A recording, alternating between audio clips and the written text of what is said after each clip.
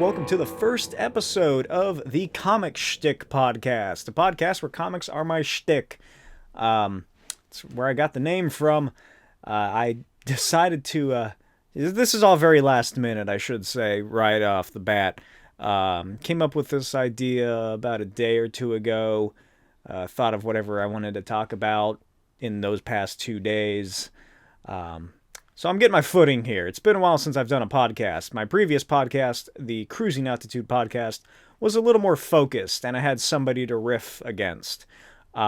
This one, it's seemingly just going to be me, talking about various things to do with comic books, my thoughts, my feelings on the comic books of today, or the comic books that I'm reading, or comic books in general. Movies, shows, whatever, really whatever I'm doing. So in my personal life, I don't have many people who are into comics like I am. A lot of them, excuse me, I'm very tired. A lot of them just they just watch, Marvel movies, DC stuff occasionally. So they're not very familiar with comic books. Especially not to like the extent that I am. Like I'm fucking obsessed with them. I have a goddamn YouTube channel dedicated to them. I'm working on making my own comic book. I'll talk about this a little later. But yeah, I don't really have a lot of people to talk to about comics in my life. My local comic book shop, it's not the best. I'll be the first to say that. I don't really care for it. There's not that many comic books there that I'm really interested in. Although the last time I was there, I did find about $100 worth of books. But God, it is. So it's, they got to stay alive. So they are more transitional to, what the fuck is that card game called? Is it Magic the Gathering, I think? Is that what it is? I think it's Magic. Whatever other card games there are, Pokemon. I don't fucking know. I'm not into that stuff. It's more of like a hobby game shop. Like they mostly do games. Every time I've been there, I think I've only ever seen one other person in that store while I've been there, which I'll be the first to say is not a lot. I don't go there very often. I saw one other person shopping for comic books there, and everybody else is always just over in the corner in this little table playing card games or Dungeons and Dragons or whatever. Not that I'm against that either. I would love to play Dungeons and Dragons. I've always wanted to, but I just never have. It seems like a lot of fun, but I digress. So anyway, I don't have a lot of people to talk to comic books about. My girlfriend, she listens to me. She's very nice in that she listens to me go off on these random bouts. And the people that I do talk to are also rather nice because they also listen to me go on tirades about comic books and they have to act interested. But yeah, there's nobody to really interact with. So I decided after listening to Rob Liefeld's his interview with cartoonist Kayfabe, he said that his sole reason for starting up his Robservation podcast was because he had no one to talk to about comic books, like really outside of his family. And this was especially during quarantine, so he couldn't see anybody. I thought that was a great idea. And since we're no longer in quarantine, I still am unable to talk to people. So I decided to have a one-way conversation with you, the viewer. Or the listener. I'm still not sure if I'm going to be doing this audio as well, or audio and video. I haven't decided that yet. I'm thinking I'll probably... Oh, excuse me, there I go again. I'm thinking I'll probably upload the audio, go through Podbean like I did with the Cruising Altitude podcast, do that stuff. So, if you want to just listen to it, you can. If you wanted to watch it, see my handsome mug, see my sideburns, see what shirt I'm wearing each week. Maybe it'll be weekly. I'm not too sure on that either. Yeah, you can watch it or listen to it. I don't know. I'm trying to think if there's anything else I really need to say. I'm not sure how long this is going to be. I'm going to say about 20 to 30 to a whole hour. That's 20 to 30 hours, I should say. No, probably about maybe 30 minutes to an hour is what I'm sort of expecting it to be. I don't know. I can talk a lot, especially about comic books. When I went to the Yuma Comic Convention, or YumaCon, since they're legally not allowed to call it a comic convention unless they're in San Diego or New York. That's so fucking ridiculous. I talked a lot. I had a panel there. You can see a clip of that on my Instagram account from when I was when I was speaking about that, and that was just about 45 minutes of me just spouting off comic book history, talking about weird characters I liked, comics I was working on, blah blah blah. Those are really the only places I can talk about comics to people who don't just sort of glaze over in the eyes, or at these conventions, and I don't really go to a lot of those anyway. So I'm going to be doing this podcast, essentially, is where I'm going with this. I'm going to be doing this podcast where I just talk about, like I said, my thoughts, what I'm doing, what I'm reading, stuff like that, things I want to talk about, anything interesting that comes to mind, I'll just talk about it here with you guys, and you can comment in the comments. I don't know where else you would comment. You can talk back to me. I'll reply. If it's, I don't know, if there's anything I can think of to reply to your comments, I'll reply there. And we can talk about comic books in the comments. That really fell apart. So let's just get right into it with that great outro to my opening. What a great fucking segue into what I've been reading, essentially. I don't pick up a lot of... I don't really read a whole lot of contemporary comics. I don't know. I'm not interested in them. They don't hold my attention as much. It's also the whole element of having to remember to order them each month. And like I said earlier, I don't go through a local comic book shop. Whenever I do go there, I only buy back issues, of which they have very little. That was another thing I forgot to mention about my LCS, if you will, is that for a while, like 2-3 years ago, they just barely had anything. It was so shitty. There's the oldest book there was maybe from 2000. So, that's the kind of shop I was sort of dealing with, and almost all of it was the gaming stuff. Then a year, and probably about 2-3 years ago, they got a whole bunch of comics donated to them, like just long boxes and long boxes, maybe like 15 or 20, I don't remember, maybe a little more than that. But there's so many back issues. It was this collector who, I think it was unfortunately due to his health, he had to move away, and it was just too much like stuff that he had to move with him, so he donated them to the local comic book store. And oh mama, I was having a field day when I went in there and discovered that they had accumulated all those comic books. Unfortunately, they were cover price because this comic book store doesn't have any quarter or dollar bins. So still ended up paying a fair amount of money for a lot of comic books. But yeah, I was in heaven. I was like, oh my gosh, I can finally start going here again. There's stuff that I might miss one time that I can go again and catch the next time.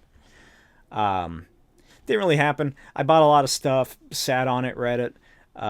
Didn't go back until, well, COVID happened. So, and that was around the time that they got the books anyway. And then I didn't really go for a long while afterward. And then I went back a couple months ago for my birthday back in January. My girlfriend was kind enough to take me on a shopping spree, which included going to the comic book store. But when I went there, it was almost back to what it was before all those comics were donated to them.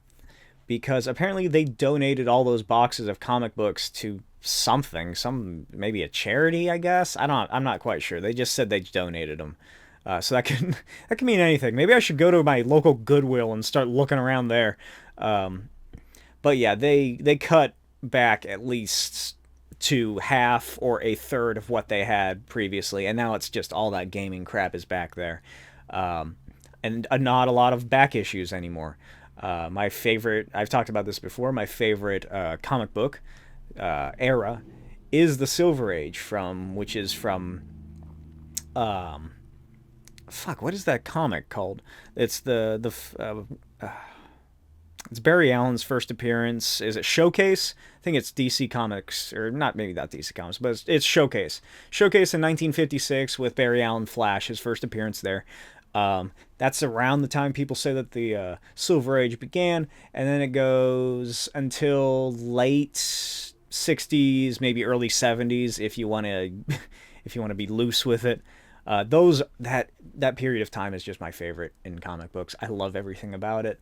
I especially love now that all the paper is really old and it smells like old paper. God, I love old paper. But where am I going with this? That's a good question. You'll notice that I go on tangents a lot when I speak, especially about things I'm interested in, like comic books. So anyway, like I was saying, I don't read a lot of contemporary books. The last series that I read, mostly, I think I did complete it. I can't really remember because, I have a lot of comic books, and so the series would get sort of mixed and matched because I was going month by month. So I think I might be missing a few issues here and there, but for the most part, I have the series complete. And that was the Grant Morrison Green Lantern series from, is that like 2 years ago? God almighty, I think it ended in 2020, maybe. Yeah, I think so. Maybe early 2021. I don't remember. That was the last actual comic book series that I did keep up with and read through. Although I did fall behind on it a little bit, so I had to play catch up, and that might be why I might be missing a couple issues here and there. It's all disorganized over here in my comic book collection. So I really need to go through and see if I can find if I have all those issues or not. But yeah, that was the last series that I actually read, and that's because it's Grant Morrison. I love Grant Morrison. They are I think Grant Morrison definitely is my favorite comic book writer of all time. I just love everything they do. I got to keep processing in my mind that Grant Morrison goes by they now and not he or him.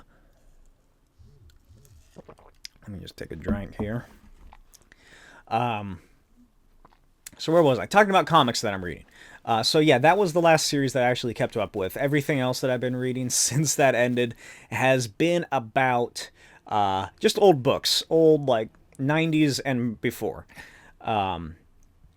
Here and there, I did check into what was that? Look at my silhouette. I look like that moon mascot, the moon with the face, the crescent moon with the face, with how my hair is curled. That's something only the viewers will see. But what is that goddamn series called? The future. It's not Future's End. Future State. Is that right? Is that the Future State's the one where fucking Swamp Thing has a country or something, and there's a bunch of swamp plant people. Superman's off on Warworld, I think, and like it's an apocalyptic dystopia or something. I bought a few issue number ones of those, like Shazam, I think the Nightwing one, Swamp Thing, Superman. Was there a Batman? I can't remember. Bought the first issues of those. I didn't care for them at all. I think Nightwing and maybe the Shazam might have been my favorite of those, of like the bunch that I got. And the what's her name? Wonder Woman, Yara Flor, Wonder Woman. That was a good one. Didn't keep up with it, but I did enjoy it. I got that Robin series, the Damian Wayne one. I got the first issue of that. I really liked it for the most part. It was an interesting concept. Never picked up any of the following issues. I think I'm going to talk about that later. I have a list of notes right here on my computer of things I want to talk about. Still haven't gotten to the first one yet. Still working up to that. Which leads me, I guess, I'll finally talk about it now. Leads me to where I am now.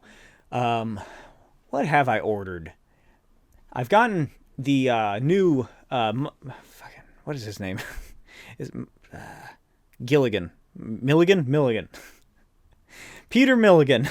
I could not remember his name for the life of me. I got the new Peter Milligan, Mike Allred series, X-Cellent, #1. I think it's up to its 3rd issue. I primarily do my comic book ordering, especially for new issues through Midtown Comics. And they never have the issue that I need in stock whenever I try to order it. So I could only order issue 1 and issue 3. So I'm waiting to get issue 2. But I liked it. I haven't read, I think I've read a couple issues here and there of their old X-Statix series. But not enough to really remember anything that happened in it or any of the characters. Well, I remember some of the characters. Dupe, obviously.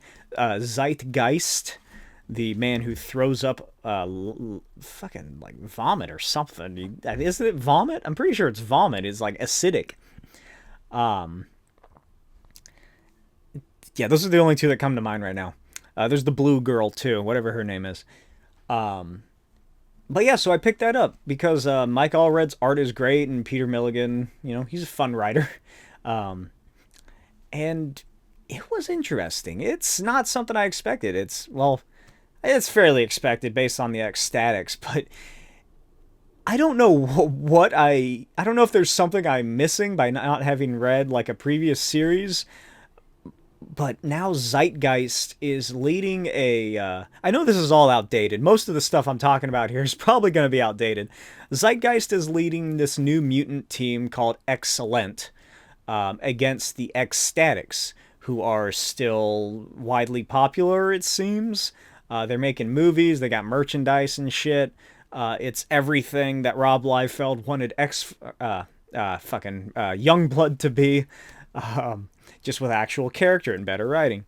And now there's this new team called X-Cellent, who I'm not sure what their place in the world is, because they're assholes. Put simply and bluntly, X-Cellent are assholes. They got this giant floating eyeball that's their version of Dupe, and it has like a camera that comes out of the pupil. Who else is on there? There's this guy whose head has like floating rocks, and he's some sort of empath or something with emotions. Zeitgeist is the leader. Mirror Girl or something like that. She can create mirrors that let you see your true self. And then there's some guy who can explode, I think. That's their team. And X-Statix, I'm not going to remember any of their names aside from Zeitgeist and Dupe.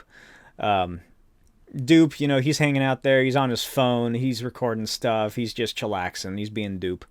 Zeitgeist. No, not Zeitgeist. The antenna guy. God damn it, I can't remember his name.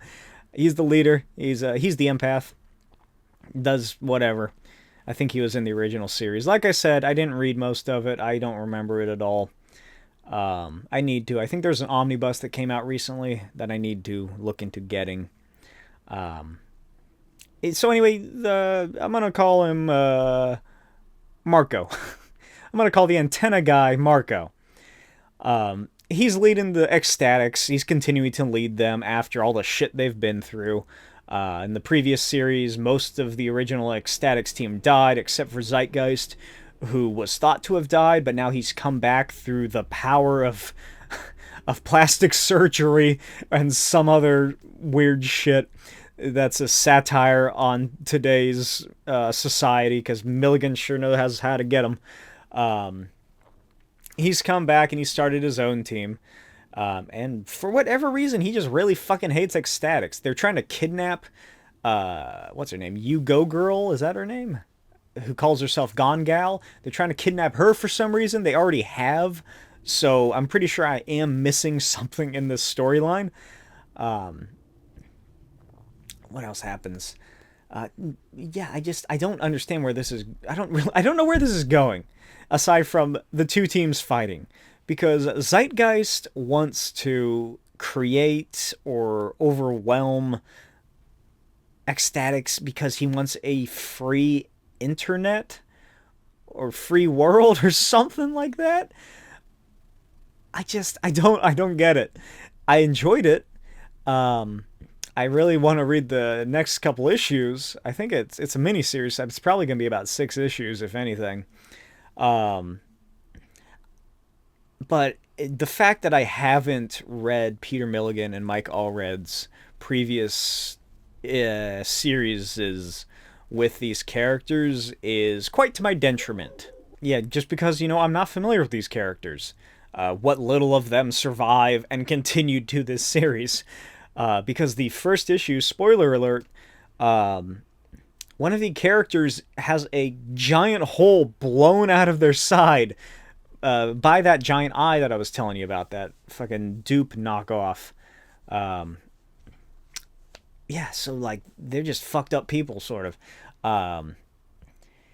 It's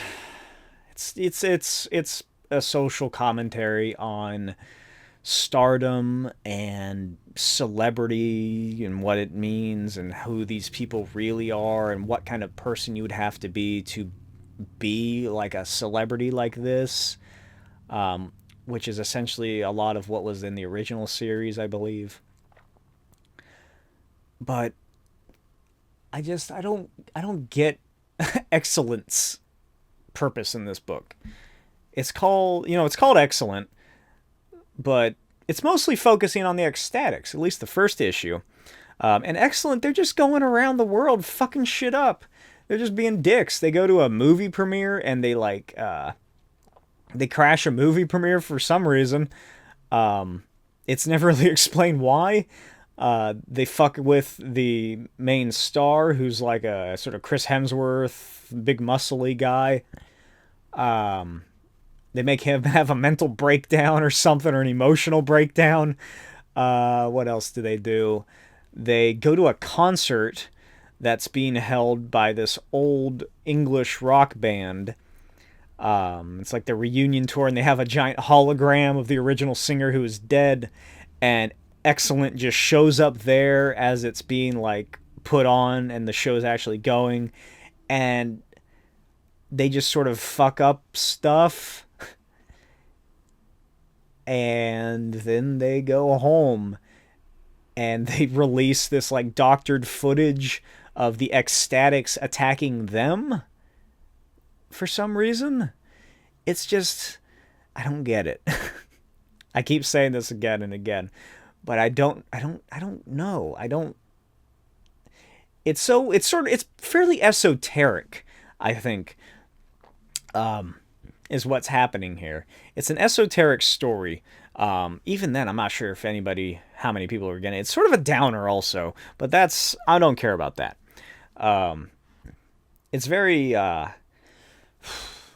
is in media res, is that the correct word? I can't remember from, my film classes in college. It pops in the middle of things, which is why I'm suspecting I have missed out on a couple issues or a series or a mini series. I think there was a one shot a year or two ago, or maybe it been 2019. That was 3 years. No, that's not how time works. Wait, yes, it is. Yeah, I'm just sort of missing stuff here. I would recommend it though, especially to people who have read Mike Allred and Peter Milligan's stories before. It is fun. The art is fantastic. Mike Allred has that stiff, pop arty feel. Of course, it's his wife, Laura Allred, doing the coloring. I also learned from this book that Mike Allred's nickname is apparently Doc. I don't know if that's something he's trying to start, or because I've never heard anybody refer to him as Doc Allred or Mike Doc Allred. I don't know if that's like a joke or something for this issue. I should have looked it up now that I think about it. But yeah, I definitely recommend that book if you're interested in reading. If you made it this far, if you made it the whole 25 minutes and 29 seconds into the podcast so far, and you like listening to me bullshit about this stuff, check it out. It's a good series. If you're not that interested in it, I'd recommend at least waiting until it comes out in a collected edition and then buying that. That's typically what I do. If it's, a recent series, I'll just wait for the trades to come out and just buy them that way. especially just because I hate how many goddamn ad pages are in here. Like, it's it's dumb of me. It's very hipsterish of me. But I love, the ad pages in old comics because, oh, look how antiquated it is. It's so old and vintage. Oh, do you remember this? Do you remember that? Oh, look, X-ray specs and a giant inflatable monster. Ha ha ha ha. But now it's just, I think it was the X-Cellent book. As soon as you open the cover, there's an M&M's ad. Just on the front. It's like an M&M's cartoon of the M&M's diving into a pool. And the sexy green one's there in a bikini. No. It's an M&M's ad, but it looks like it's from about 25 years ago in terms of the style and art of it. And then I think on the back cover, it's an ad for a Spider-Man watch. Like a wristwatch with, I think it's like the Andrew Garfield Spider-Man logo on the face of it. And it's, I don't know. It's odd. It's weird. It looks like one of the ads from around the time that the Sam Raimi movies were coming out, and they just went full hog on those Spider-Man merchandising pieces. It's just like a big pinup of Spider-Man, and then down at the very bottom corner is the watch itself, and it's like, ooh, buy this watch. Ooh, yeah. I will say though that I have enjoyed that some of those, this one that I've seen, it has the artist's signature on it, which is not something you would typically see in those art pieces such as that. So that's nice that this person it's really nice art. I like how it looks. Sort of stylized, very sharp edges, good coloring. It does have the signature on there, which is cool. Because, like I said, you never really saw that shit before. You go back to the fucking 80s and you see goddamn Superman advertising a cereal bar. You don't see goddamn Neil Adams' logo on there if they use his stuff. So that's good. That's a nice way for commercial artists, which is essentially what comic book artists are, to get their names out there. They can work their way up from that. Like, hey, I did that Spider-Man watch ad on the back of X-Cellent #1.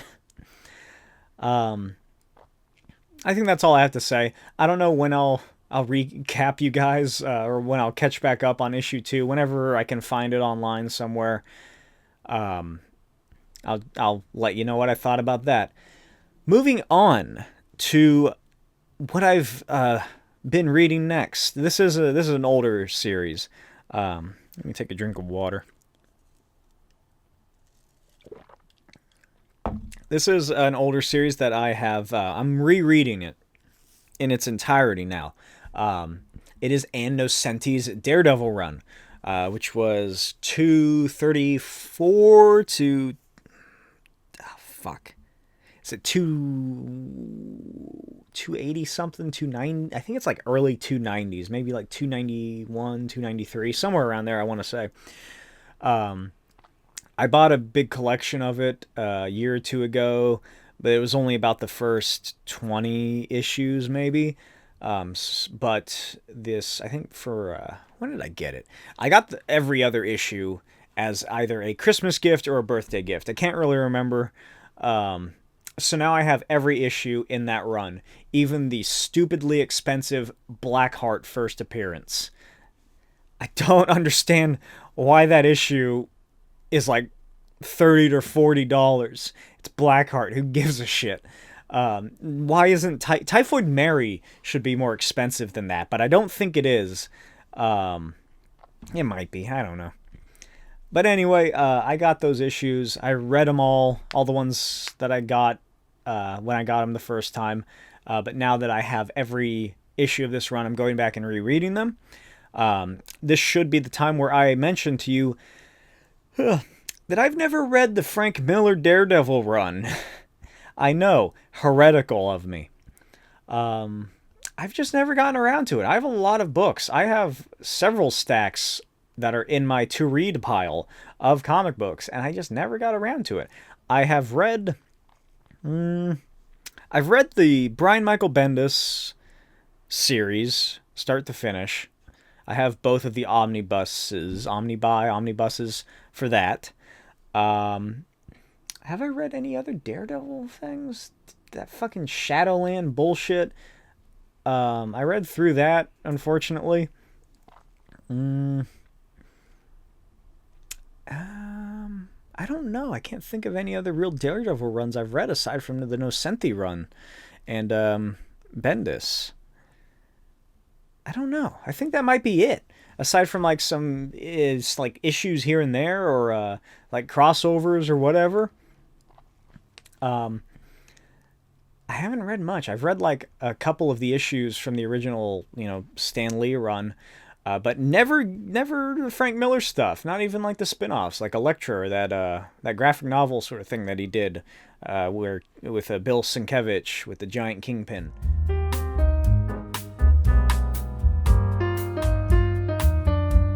The Nocenti run picks up immediately, or almost immediately. It picks up after the Frank Miller. I think it's Born Again was his last take on the character. Picks up after that. So Matt Murdock, his life's been ruined. He's not really Matt Murdock. He's under some other name, I think. He's going out with Karen Page. I think he's dyed his hair at this point. I think he's blonde, or else the colorist is just doing a shitty job. He's working as a fry cook in a little diner, and he and Karen live in a warehouse. Which, just from that statement, it's a weird series, as you can tell. I'm about 8, 9 or so issues into it in this rereading. And I just wanted to talk a little bit about some of the characters and some of the issues.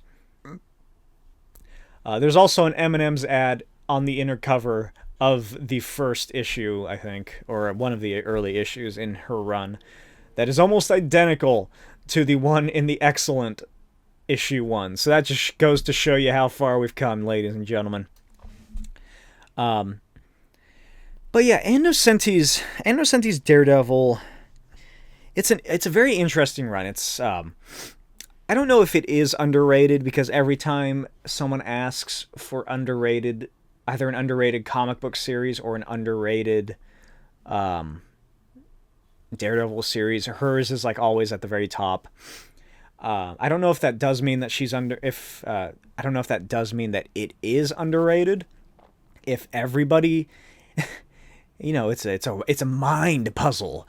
Is it really underrated if everybody says it's underrated? I don't know. It hasn't really been collected that much. It's been collected for the most part. But I think there are a couple big chunks that are still missing. Most famously, it is known for John Romita Jr.'s incredible art. I am one of the few people who loves, and still loves John Romita's art. I think it's incredible. It's just fantastic. I love how blocky it is. I haven't gotten to the section where he appears yet. But the first issue of this run, it's Barry Windsor Smith doing the art. So it looks great. There's also... who are the other artists? Barry Windsor Smith. I should have gotten a list of who the artists are, because it's about a different artist each issue. I know in this most recent issue I read, it's Keith Giffen. He does 1 or 2, maybe 3 here and there in the early bits. I don't think he really fit Daredevil. His stuff's more suited for a little less serious character, I guess.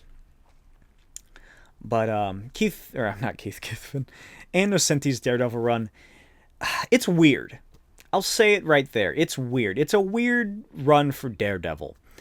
The issues, the stories are... It's mostly serialized storytelling, which I am always happy to see. A finished book in one issue. Finished story, rather. But it is odd. Like I said, Blackheart, the son of Mephisto, is introduced as a Daredevil villain. Daredevil goes to hell in this story. At least I think so. If I remember correctly, he goes to hell, fights his way through it, comes back up the top. what better way, what more do you want from a Daredevil book than him fighting literal demons? It's like that Moon Knight Stephen Platt series I covered recently, except good.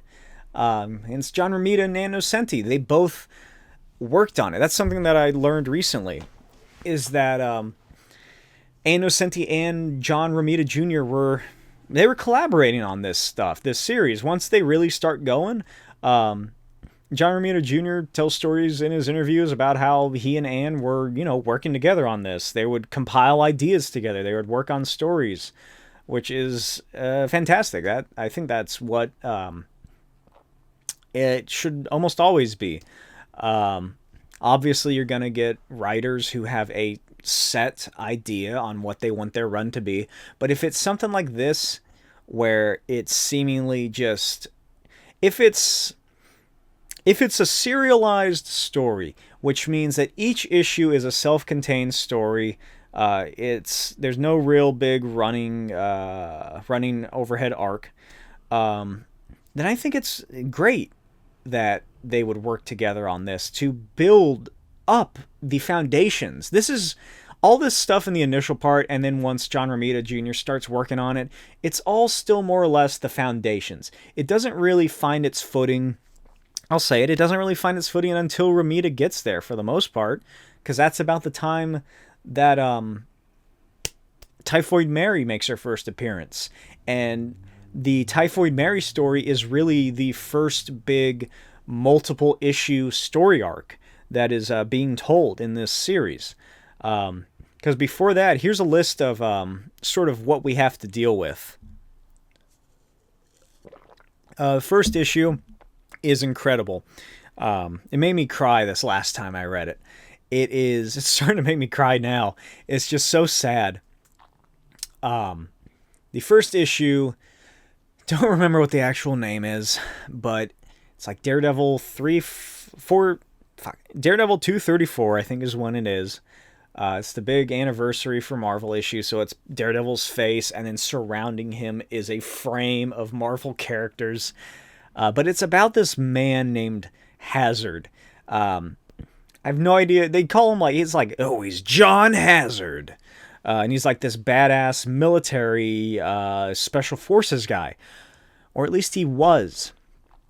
Until he was taken under experimentation by this mysterious scientist known only as the Doctor. At least so far in the series. The Doctor he's essentially, the Doctor is the military-industrial complex of America personified. He takes these men who think that they're doing something good for the country, who believe in what they're doing, who want to help, and essentially he ruins them. He takes them and he starts fucking with their minds. The story of Hazard is that a lot of what the Doctor does is like, I gotta create the perfect soldier. He's doing stuff like that, like making the perfect soldier. Not the super soldier, but perfect soldier. And that includes for I keep calling him John or Jack Hazard. I don't even know if that's his name. I'll just call him Hazard. For Hazard, that means that he volunteered, I believe, to... obviously, he volunteered to join the military. Can't remember what branch exactly. But once he is taken over by the Doctor just fucks up his mind irreparably. He essentially lobotomizes him to have and feel no emotions other than just like the basic animalistic emotions of survival and rage and fighting to survive, fighting people. That's all that they want, is just to turn these people into killing machines. And it is such a great commentary. Sorry, excuse me. This first issue alone is such a fantastic commentary just on PTSD. Hazard, he breaks out of the lab. He breaks away from it after something goes wrong. And it's because of this that, like, however he was allowed to escape, however he escaped, something with it fucks up, like, the implants or whatever they've done to his brain. They've capped his brain. So he can only feel what they want him to feel, which, like I said, was that base anger, the reptilian brain. So he escapes, and all he wants is just to go home, and I'm starting to tear up right now. It's such a sad story. He just wants to go home and, like, see his mom. Oh, I also forgot to mention that for some reason he can stop people's hearts when they touch him. If he touches somebody, he stops their hearts somehow. It's never explained how he can do this. It might be a mutant power. It might be some sort of mutate power from the operations and the experiments. But that's something he can do. But anyway, he goes back to Hell's Kitchen, because where else is he gonna fucking go in a Daredevil book other than Hell's Kitchen? He goes back there, and he's just, like, trying to come to terms with who he is and what he's become. He knows he's not the same person he was. He's broken. He's emotionally damaged. He's mentally scarred. He'll never be the same. And he's sitting in this laundromat. I think it's a laundromat. He's sitting somewhere in a public area. It might be a diner. I think it's a diner or a bar. I think it's a bar, because he's talking to the bartender, and he's like, "Oh, I need a drink, blah, blah, blah." And the bartender comes up, and it's this attractive woman about his age. And she's like, "Oh my gosh, Jackie, is that you?" They knew each other in high school. It's this girl. It's like, the popular girl in high school who amounts to nothing in her life and is now working as a bartender in the same neighborhood that she grew up in. She's like, "Oh my gosh, you're back. I didn't know you were coming back. I was just talking about you with so-and-so the other day, this and that. Oh, I had a huge crush on you in high school, and the day you went off to serve in the armed forces, oh my gosh, you were like the bravest guy I knew. How are you? Blah, blah, blah." Just making this like, "Oh my gosh, I haven't seen you in so many years." Small talk. And as she's like, doing the "thank you for your service, congratulations, blah, blah, blah, you are a hero, you are an American hero for serving," he just has a breakdown, and he's like, "Get away from me, stop, blah, blah, blah." He can't handle it, because his emotions are fucked up. His brain is rewired, and his emotions are coming up past that cap that they're supposed to stop at. So he loses control, and he, like, freaks out, and he gets, I don't think he grabs her, but he runs outside, and it's July 4th. So I think you see where this is going. Somebody's lighting off fireworks, and he goes into shock, and he starts freaking the fuck out. And he runs outside, and he runs into a guy and touches him, and he gives him a heart attack, and he fucking kills the guy. And he's like, "Oh my God, I gotta get out of here." And he just runs off. And Daredevil shows up, and he's there, and he's fighting this, he's trying to figure out what the fuck's going on. This is also the issue. It brings back Black Widow, which at this time in the 80s, and I don't think the 70s, I think it's mostly 80s, Black Widow was Daredevil's girlfriend and accomplice. They were dating. Black Widow essentially was a Daredevil character for quite a while. But she has quit S.H.I.E.L.D. She's now working for a branch of the CIA, the same branch of which the Doctor is working in. And she has been tasked with tracking down Hazard. Now, again, this is something I'm not sure of. I don't really know where this is in Black Widow's history. I don't know what comes before this. It's probably the Daredevil series, if anything. But something has happened to her to make her question who she is as a person. It's a lot of what Hazard is going through. they've both been abused and neglected by other people.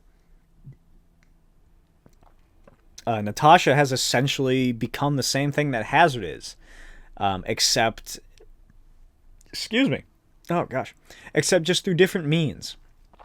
But anyway, she's tasked with tracking him down and killing him, and she doesn't know if she can do that.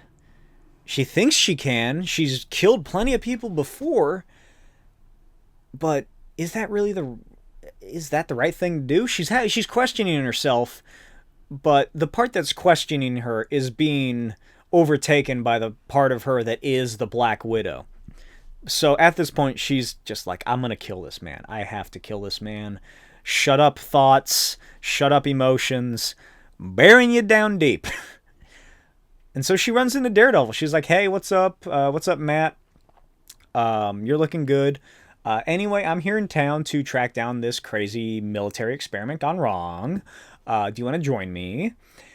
So they start looking for him. They work together to find him. And meanwhile, Hazard has returned to his house, his apartment. And his mother lives there. His mother's not dead or anything. She's still there.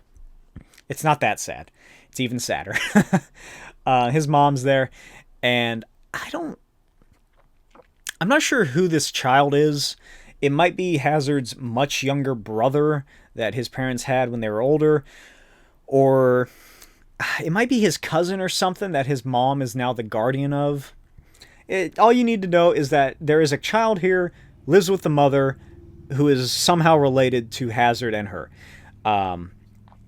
He shows up and his mother's like, oh my gosh, you're back. My son's back. Why didn't you tell me you were back? The same kind of stuff. My son, the war hero, he's back. She's like, oh my gosh, you have to come see Nikki. I don't remember what the kid's name is. This kid, he is Hazard as a child. He is fully, I don't want to say brainwashed, because brainwashed has such negative connotations. He's infatuated with serving in the military. He wants to be a hero, just like Hazard. And he's like, he's playing soldier, and he sees all the photos of Hazard that his mother has. He's like, he was in the JROTC, which, if you don't know what that is, it's a weird militaristic club that is held in high schools here in America. It's essentially the army recruitment for underage children. He was in that stuff. They have photos of him in his uniform, blah, blah, blah, when he got sent off to serve or wherever. So it's military. He comes from a military family is what I'm getting at. He wants to serve. He thinks that that's the best way to suit his life, to have his life, is to serve in the military. And Hazard, he fucking sees this, and he doesn't say anything because he's like, what's the point? At least at this time. He doesn't want to make his mom upset is what it essentially is. But he's just like, oh, God. I don't want anybody to go through what I did. And like I said, it's just such a fucking incredible commentary on PTSD and veterans, war survivors. Especially, the Vietnam War was, 10 years prior to when this was written? Ended 10 years prior to when this was written, so it was, it's still on the cusp, fairly on the cusp, I guess, of the mind, of the zeitgeist. Hey, there we go. So anyway, the mother leaves. She's like, oh, I gotta go do some errands, blah, blah, blah. You mind watching Nikki for me? And Hazard's like, yeah, sure. Okay. And like I said, it is July 4th, and people are lighting off fireworks, because New Yorkers are insane. And it's a lot of them. And so Hazard, he progressively gets more and more enraptured in his PTSD. And fuck, what happens? Once his mother leaves, he's sitting there with Nikki, and Nikki's like, tell me a story, tell me war stories, I want to know all about it, blah, blah, blah. And I think Hazard gives him like a real basic story about like his first time in the military, boot camp or whatever. And then he stops, and Hazard takes out a giant handgun, one of two that he has and took with him when he escaped the military institution, and he gives it to Nikki. He's like, "Oh my, Nikki!" Nikki has this like little toy rifle, and Hazard's like, "Hey, you want to see a real gun?" And so he gives it to this little, like, Nikki. He can't be more. I keep saying Nikki. It's definitely not his name. He cannot be more than like 10 or 15 years old. Probably closer to 10. He's a pretty small kid. He's like, wow, this is so fucking cool. And it's like a gun's like this big compared to him. And he's holding it in both hands. And then Hazard just sits down on the floor across from him. And he tells Nikki that if he tries to move or go anywhere, to shoot him in the head. And he tells Nikki, he sort of it seems like Nikki thinks that this is like a game that he's doing or something. But Hazard tells Nikki to aim this handgun at his head. And if Hazard gets up or makes any any rash movements or anything, or starts acting weird or crazy, to shoot him. And then we cut away and see what Daredevil's doing. And this is after Daredevil has a big climactic fight with Nuke that ruins Hell's Kitchen.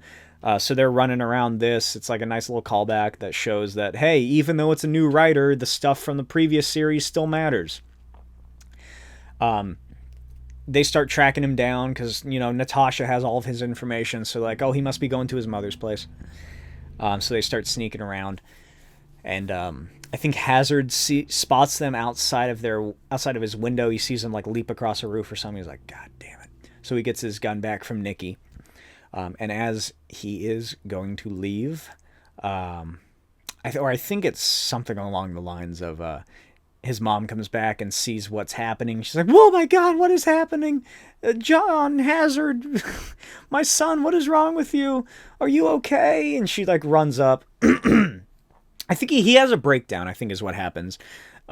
Hazard starts having a breakdown. It's been a couple weeks since I read this issue. Maybe like a week or two. He has a breakdown.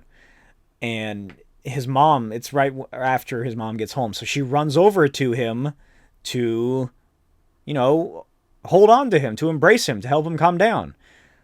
What do you think happens then? He gives his mom a heart attack. And she dies. And he loses it. And so he decides to go fuck up Daredevil and Black Widow. So he runs upstairs, they fight. And he just starts beating the shit out of him. He gives Daredevil a heart attack, but he's unable to kill him. It's something like he steals their heartbeats or something. And so, like, Daredevil's just on the ground sort of dying, and he's about to get decimated by Hazard. And over the course of this book, Daredevil is convincing Natasha that she doesn't have to kill this man, that he is a victim and that he needs to be helped, and that we can't forget him, is what it boils down to. You can't just... Fucking motorcycles. You can't just... brush this away by shooting him. You have to reap what you sow, essentially.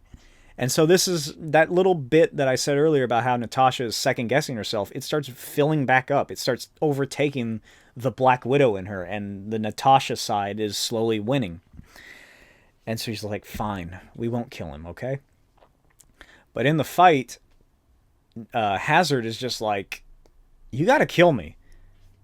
I'm not who I used to be. Fucking, I am a monster. I will kill both of you. So fucking shoot me in the head. And she does. She unfortunately does. She, right before, like, he's about to kill Matt, Natasha stands up. She tells him to stop. He says he's not. He says that he just wants everything to stop. He wants it all to be over. And she shoots him. And the book ends with them on the rooftop and she and Matt watching the fireworks explode as his body just lies on the roof. And that's how the first issue of Nocenti's Daredevil goes. It is incredible. I went for a lot longer talking about that one than I expected to. So here's a couple other things that happen. There's a two-parter about this guy named Rotgut, who's this black albino. He's normally, he's from a black family, a black crazy mother. He's albino, so she's like, you can never go outside. Don't go outside. She's obsessed with germs, and she won't let him drink sodas or eat certain foods because it'll kill him from the inside out, give him rot gut. It's it's showing, it's showing you, I don't know where I'm going with this or how to say this. It is just a discussion, I guess, on improper parenting, for lack of better words. Because she screws up.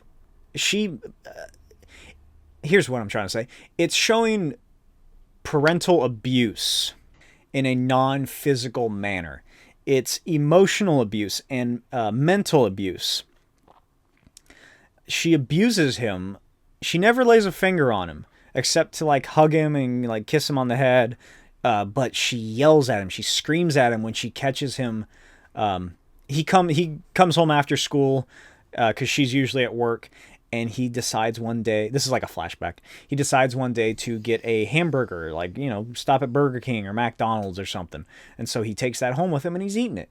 And she comes home one day and she loses her mind and is just screaming at him. And she's like, do you want to die? Do you know what products they put in that meat? That's not real meat. That's tainted meat. And you're drinking a soda. You know what that soda does to your teeth and your throat and your stomach? It gives you rot gut. And she just traumatizes this poor little albino kid. And he grows up to be a psychopath. And he eventually, as he's an adult, he comes to terms that he needs to kill people who have the rot gut themselves, who are rotten. So he becomes a serial killer. I don't think he's very successful in his career. I think he kills maybe 2 or 3 people before he's finally caught. Which, that's no laughing matter. Or not small numbers, I guess, in the grand scheme of things. But he becomes this serial killer, psychopath. He kills this woman in an alleyway because I'm not sure why. I think she might be like a junkie or something, and he's like, oh, she's rotten, so he kills her. But his grand scheme is he's going to blow up his entire apartment because he's like, oh, this is a cesspool of filth and blah, blah, blah. But he's luckily stopped by Daredevil. And this new group of characters created by Ann Nocenti, at least I think they are, I've never heard of them before this, called the Fat Boys. None of which are fat, all of which are boys, except for one. I think there's a sister, there's one of the kids' sisters. It's this little gang of kids that hangs around, that lives in Hell's Kitchen. They hang out, do kids stuff. They ride their skateboards a lot. There's a scene in one of the comics where Daredevil finds them on this rooftop sort of little skate ramp thing. And he's like, oh, hey, what's up, kids? You want to see a cool trick? And Daredevil gets on a skateboard, goes down, up, grinds off of a building, goes over a rooftop and does all this crazy shit. It puts that scene in the playground from the 2005, 2003 Daredevil movie to shame, just because of how incredibly weird it is. But it's sort of like a Newsboy Legion sort of group, if you're familiar with them. The Jack Kirby creation of the Newsboy Legion. They're fun little characters. I enjoy them. It's nice to see Daredevil, hanging out with kids and, not just beating the shit out of grown men. He's being a role model to these children. A lot of them do admire him. Plenty of them do make fun of him, but they do respect him. There's the Trickster, who is an ambiguously demonic person. He's either a magician with real magical powers, or it's some sort of Mysterio thing where it's all illusions. I don't even think I want to get into that one just because I have so much left to talk about. It is weird, though. I highly recommend it. Don't remember what issue it is. Just look up Marvel Trickster. It's Trixter. I think it has a weird spelling. Just put Daredevil at the end and it should pop up. Go read that issue. It is weird. It's a Christmas issue, but it is fucking weird and very sad. A lot of these issues are kind of sad.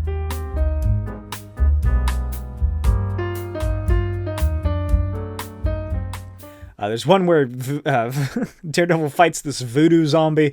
There's an interesting crossover with the Black Panther, where former Wakandan who now lives in Harlem, now lives in Hell's Kitchen. He's like a gambling addict, so there's that added element of character. And he's like, I need more money to gamble because he has a gambling addiction. But he's like, I need more money so I can gamble that money so I can afford to feed my family and we can get a better place. He dons this suit. He used to be like a military member or a high-ranking member of the Wakandan military before he left the country. So he still has this old suit of armor, and he just starts. He's a villain essentially. He becomes a villain. And then there's Croc, Agent Croc, which is quite similar to Hazard, very similar because they're both men from the same experiment. Croc, however, he escaped. Notice how all these guys escape. They need to up their security or something.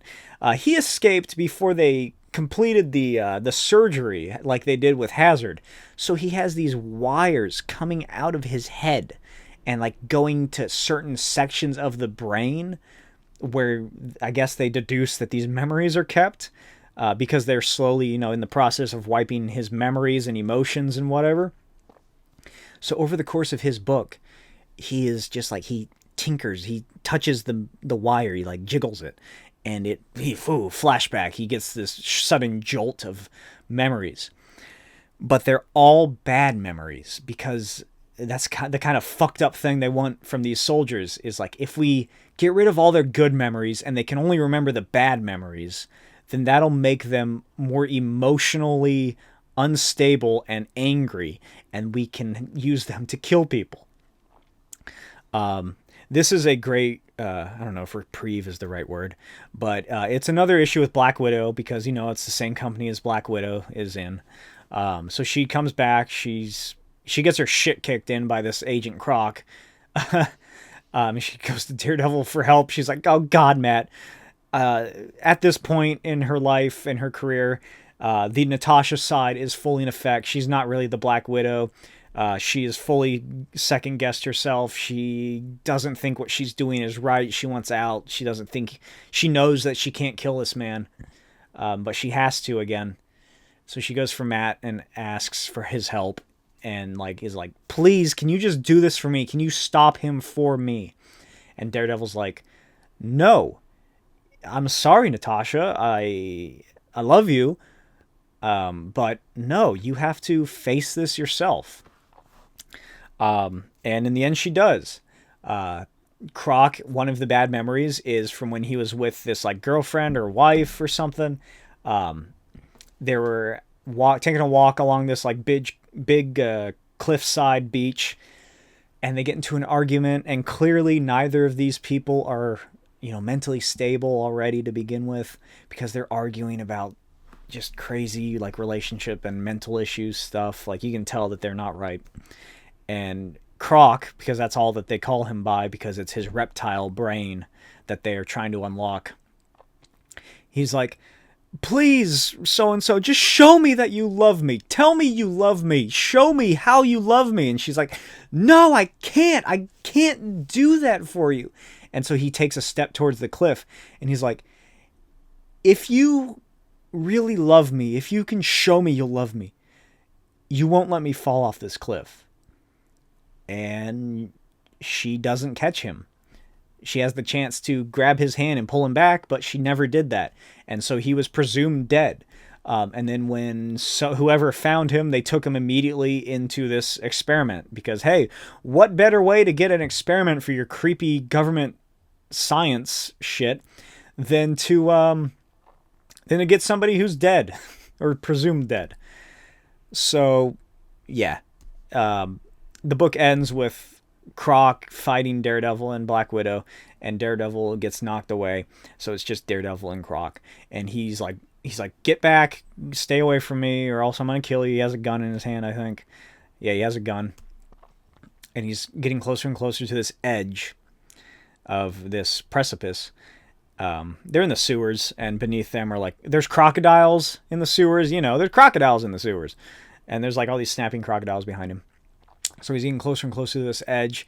And during this fight he has with Black Widow, her finger gets tangled in the white wire. So he really remembers that memory.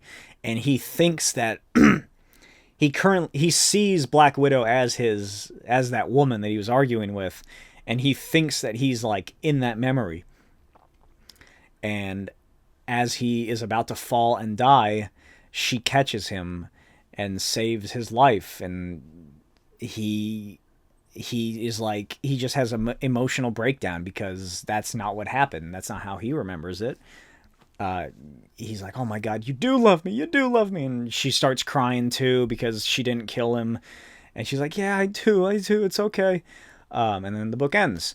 Ambiguously left open as to what happened to Croc. I sure hope they didn't send him back to that creepy government facility. Yeah, oh my gosh, it's already been an hour? Jeez, time sure flies when you talk about a bunch of shit. Yeah, that is where I'm at currently with the Nocenti Daredevil run. Stay tuned for more updates. Speaking of Daredevil, you might be aware that there's a current Marvel event going on. I know, you can look at a goddamn clock twice a day and there's going to be an event. What is it called? It's called Devil's Reign. Devil's Reign. It's about Daredevil and Kingpin being the mayor of New York and realizing that he once knew who Daredevil was. He knew his identity or something, and him trying to figure that out. I don't really know. Like I said, I don't read modern comics. It's by Chip Zdarsky. I haven't read any of his Daredevil stuff. There's also the Elektra book where she's the woman without fear. I really dig that costume. That's a cool costume. But yeah, I decided to purchase the Devil's Reign books. I am a bit behind. I think it's about the 4th issue is going to be the one coming out soon, if it's not already. And I figured, hey, it's 6 issues. Why not pick it up? I like Chip Zdarsky. I like Daredevil, even though I haven't read much of him. He's a really cool character. Love the Netflix show. Still have to finish the 3rd season, so hopefully Disney puts that somewhere I can easily watch it. Yeah, so I decided to pick up Devil's Reign. I asked some people online if I should, and they told me a little bit about it. I looked it up a little bit, and I figured, hey, why not? So I ordered that online. It should be getting here in, I don't know, maybe the next week or so. So maybe by next episode I'll be able to comment on that. And I'll be caught up, and I'll be able to keep caught up and, let you in on the scoop. In addition, I have also pre-ordered Amazing Spider-Man, issue 1 and 2. By Zeb Wells and John Romita Jr. It's all coming together. It's like poetry. It rhymes. Like I said when I was talking about Daredevil, I love John Romita Jr.'s art. Even everybody shits on him so much, but I love it. I love his art style. I don't give a fuck if it doesn't look right. Who cares? It's a comic book. I don't want to see hyper realistic Alex Ross fucking anatomy all the time. That's boring. I want to see some crazy shit. I want to see crazy stylized art. That's why I don't like Jim Lee. Anyway, I'm digressing here. I like stylized art like that. I like stuff that doesn't look right. As you can see from right here, this beautiful 11 by 17 piece of art that I bought from an artist online. For anybody listening to this, it is an odd-looking, shall I say, proportion Superman stopping a subway train from destroying a woman. I just loved it. I saw the post on Reddit, and it really connected to me.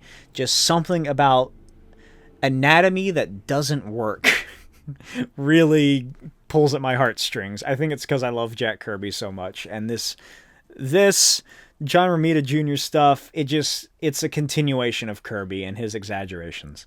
Anyway, time today I just saw that there was an Amazing Spider-Man. I guess it's from the first issue. It's a little preview. It's 4 pages, 2 different pages from different parts of the book. So I figured I'd talk about that a little bit. It's White Rabbit, everybody's favorite Marvel character and Spider-Man villain. I have her action figure over in my Spider-Man section. She's a woman who wears a trench coat, carries an umbrella, accompanying top hat, and paints her face like a white rabbit. Sometimes she'll wear a white corset, sometimes not.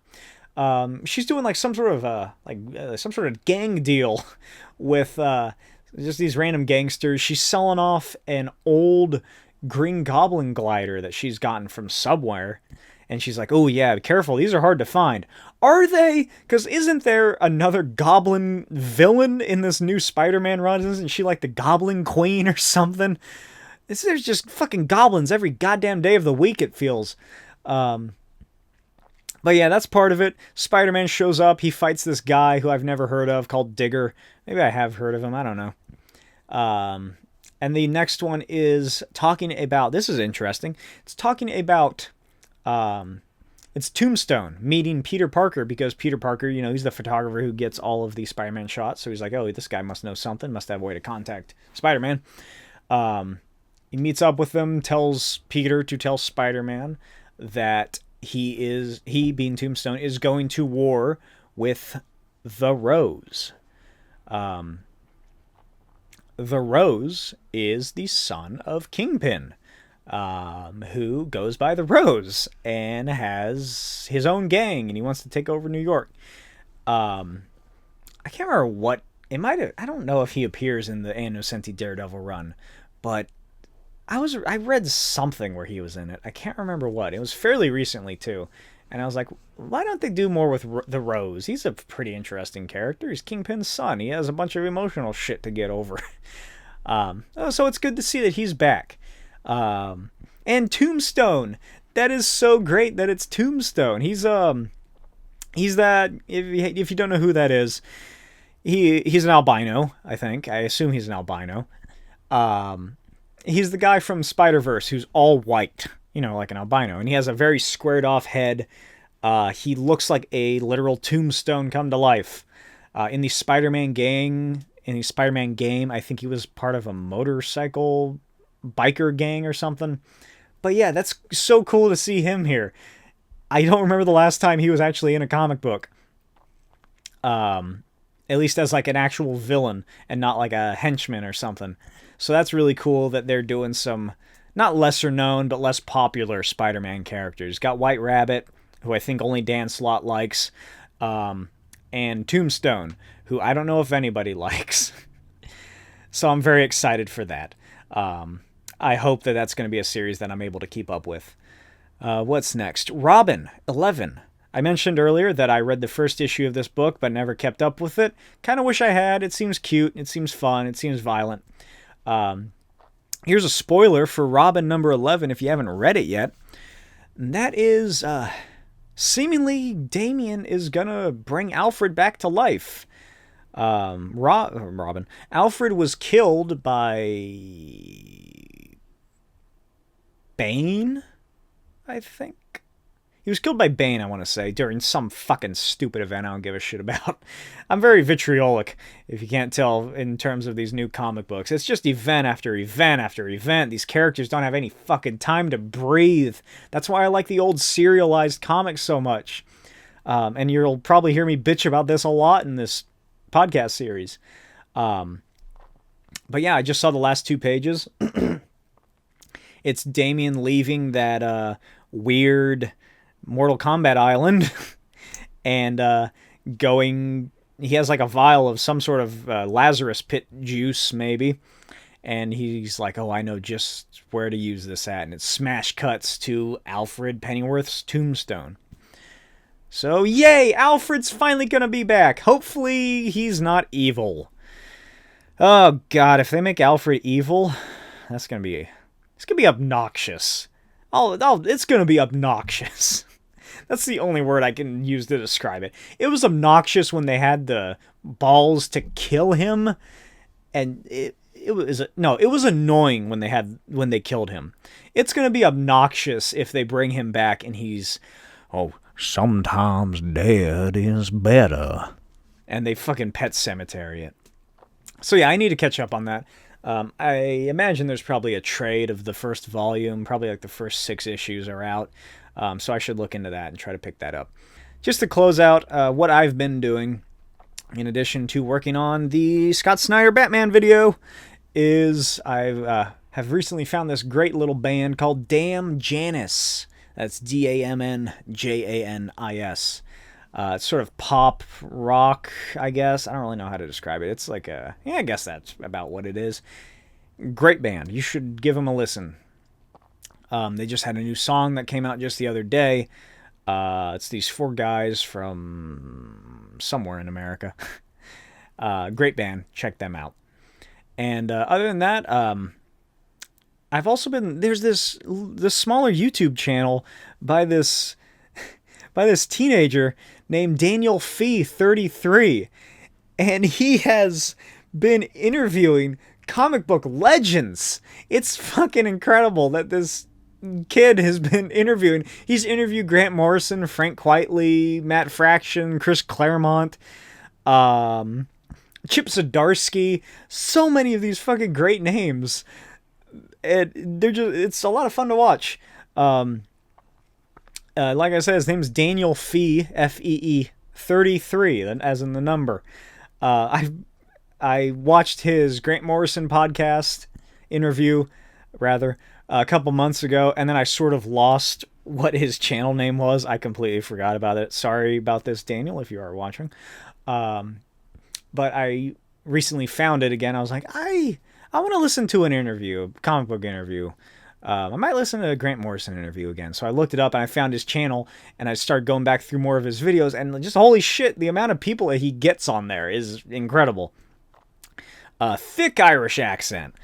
Very, very thick Irish accent if that's not your thing. But it is a great little channel that I think you all should check out. Yeah, it's about 1 hour 20. If I keep going with what I was going to talk about, it's probably going to be closer to 2, and I think that's way too long. So I guess this is the end of the show. Talked about Daredevil, talked about some new comics, my purchases that I'm going to be reading up on next. Next episode, probably going to be more Nocenti Daredevil than anything. I'm going to be talking about Peacemaker, which I wanted to get to today, but it's just dragging on too long. I'm going to talk about the finale of Peacemaker and how it compares to the finales of the Marvel shows. And I'll also be talking about some obscure DC comic book characters that I love. Follow me on social media at... trying to crack my neck again. Follow me on social media again at smokey'svideos and at NotBlakeWild on Instagram. I mostly post on the NotBlakeWild account. That's my personal account. I post my art and whatnot, my updates from my comic book on there. Speaking of comic books, here is Destructo Boy Issue 1, The Era of Alpha Cardinal. Ooh. Part 1 of 2. It is going to be a 5-issue miniseries. The first 4 issues are 2-parters. The last issue is, I think it's a little longer than this. This is about 25 pages, 27 pages. I think the last one might be a little longer than this, but this is Alpha Cardinal. And this is the finished book. These have pages in here. This is a proof, a copy proof, just to make sure everything looks right. But it is coming. Here's the back page, or the back cover. Yeah, look at that. That's Oren Aronitis. He has a big role in this story. I'll tell you what. Just give some information about him. I was inspired by Jack Kirby's Captain Victory. He did a lot of stuff like this, of just taking a character out of the story and giving them a nice background. But yeah, you can find out more about this on my Instagram, on my YouTube channel. If you're listening to this on Spotify or another podcasting app, I'm on YouTube at Smokey's Videos. I make comic book videos, sort of in the nature of comic story or comics explained, except better, obviously, because it's me. Yeah, follow me on Patreon. Find me on Patreon as well. I'm uploading pages to my 166-page graphic novel, A Dead Fish in the Grass, which is a horror set in the Old West. I update pages from there about 2 or 3, about each week if I have the time to. Yeah, that is about it. Check out Destructo Boy whenever that is out. Let me know what you thought of this podcast. If you got this fucking far, definitely let me know what you thought of it. I had a fun time. I definitely need some more water though. My throat hurts. Yeah, I hope you guys enjoyed this little chat. And by little, I mean very long, about an hour and a half. Let me know if there's any topics you want me to cover. Should I read some more new books? What are new books I should read? I've been going through the previews. I haven't seen much, aside from maybe like a one-off here and there. But I don't want. I gotta stop. I gotta stop talking. I gotta stop. I can't keep you here all day if you're staying here this long. Yeah, let me know what you thought of it in the comments below. Talk comics in the comments below. Talk amongst yourselves in the comments below. Let's start putting this community together. Yeah, I will see you next week. I don't know what day this is going to be released on. I'm thinking maybe Fridays. I don't know. I'll figure that out. And I'll see you next time. Bye.